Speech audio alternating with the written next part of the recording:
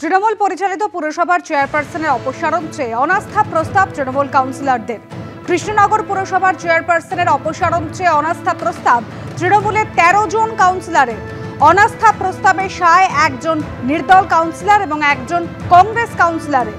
কৃষ্ণনগর পুরসভার চেয়ারপারসন রীতা দাসের বিরুদ্ধে তলবি সভা ডাকেন তৃণমূল কংগ্রেসেরই একাংশ।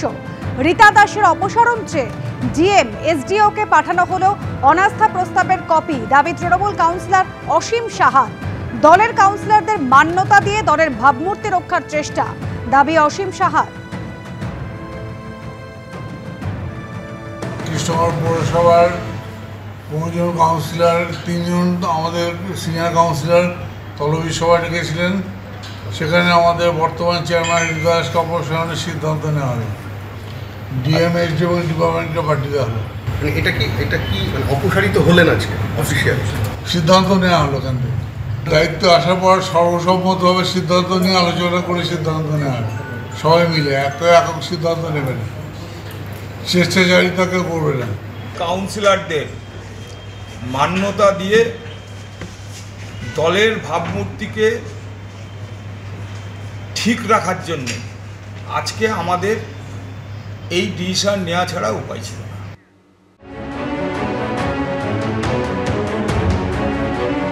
একের পর এক নিম্নচাপ, লাগাতার বৃষ্টি, বিপর্যস্ত কলকাতা থেকে কালিম্পং। এরই মধ্যে আলিপুর আবহাওয়া দপ্তর জানিয়েছে কলকাতায় জুলাই মাসে রেকর্ড করেছে বৃষ্টি। পরিসংখ্যান বলছে স্বাভাবিকের থেকে 64% বৃষ্টি বেশি হয়েছে কলকাতায়। 5 বছরে কলকাতায় এত বৃষ্টি হয়নি। দক্ষিণবঙ্গে 16% অতিরিক্ত বৃষ্টি হয়েছে।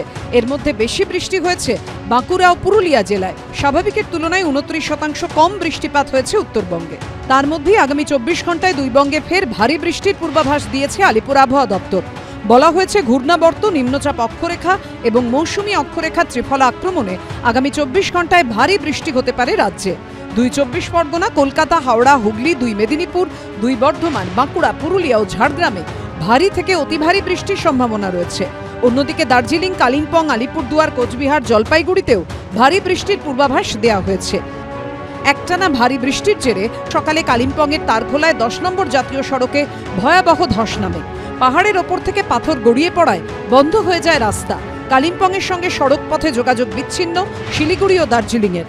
নাগাড়ে বৃষ্টিতে ফুঁসছে তিস্তা, বিপদসীমার ওপর দিয়ে জল বইছে। রবিছড়া 29 মাইল এলাকায় 10 নম্বর জাতীয় সড়কের ওপর দিয়ে বইছে তিস্তার জল। অন্যদিকে লাগাতার ভারী বৃষ্টিতে হিমাচল প্রদেশের মান্ডিতেও বিপর্যস্ত জনজীবন। মৃত্যু হয়েছে কয়েকজন নিখোঁজ। বৃষ্টির কারণে মান্ডির বেশ কিছু জায়গায় কাদার ধস নেমেছে। ক্ষতিগ্রস্ত হয়েছে একাধিক গাড়ি। সোমবার রাত থেকে মান্ডিতে অবিরাম বৃষ্টি চলছে। মান্ডি ও কুলুর মাঝে চণ্ডীগড় মানালি 3 নম্বর জাতীয় সড়কের একাধিক জায়গায় ধস নামায় বন্ধ হয়ে গেছে রাস্তা। অরিত্রিক ভট্টাচার্য, ঝিলম করঞ্জাই ও সনদ ঝার রিপোর্ট, এবিপি আনন্দ।